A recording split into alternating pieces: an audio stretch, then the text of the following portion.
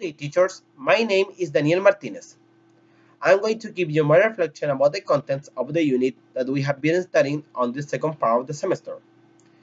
The topics that I'm going to present have the same order as my last journal. And first, I'm going to talk about the autonomous goals that I wrote on my student learning cycle planning.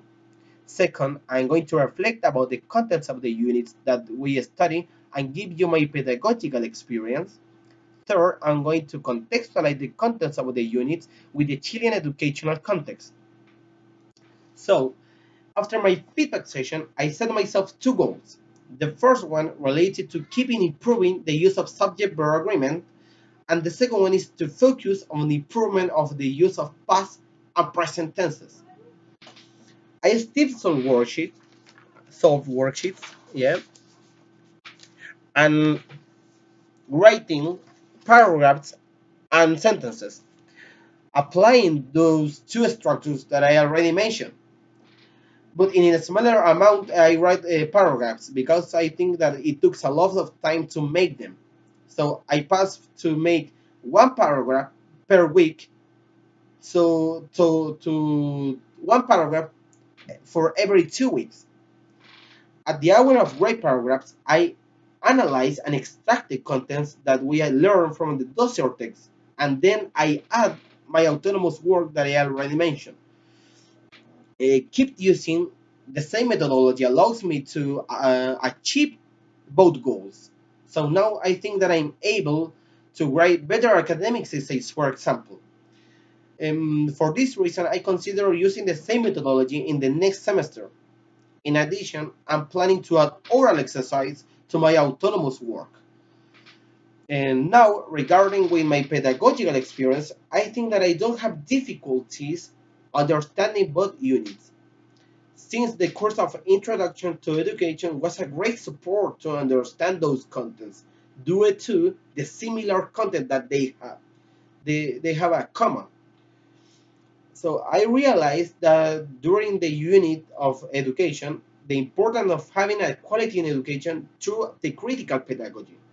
A critical pedagogy is key to understand and empathize with the students' learning process.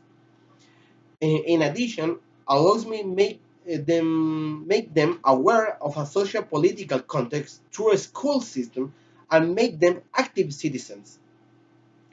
On the other hand, during the unit of diversity in education, I realized the importance of diversity in classrooms for the purpose of creating in the classroom a safe environment that promotes an active thinking, new perspectives, maybe a social political enrichment between students, and promote values like inclusion and acceptance of minorities, LGBT, for example.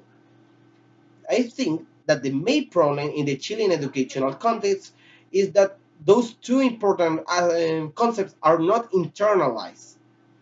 There are many schools in which discrimination is part of the coexistence between students or teachers. An example of this is the school number 7 of females, excuse me, or Tajamara School that we review on our case studies.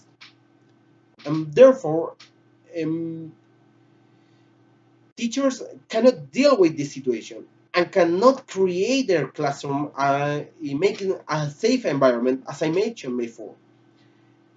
It's different from our classroom in university, for example, in which I think that inclusion is not only promoted, it's put it in practice.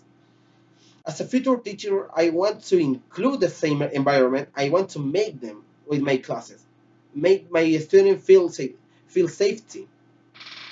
Um, a, um, a possible solution to this issue is to start implementing programs from the very beginning.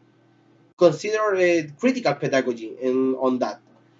I believe that it's the future teachers training. Then that we had to worry about it. We had to implant those programs from the root. I think that the root is the teachers training, because we had to break those vicious cycle. Why? Because I think that teachers in the future are going to be able to internalize critical pedagogy. For example, us as students of English pedagogy in Alberto Hurtado's university.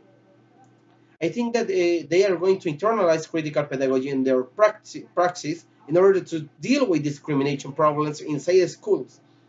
The proof of that is that the Chilean education system could be considered in the future as a quality educational system, but there exist cons, and those are related to the implementation of those programs are going to take time, are going to be programs that are going to work in the long term.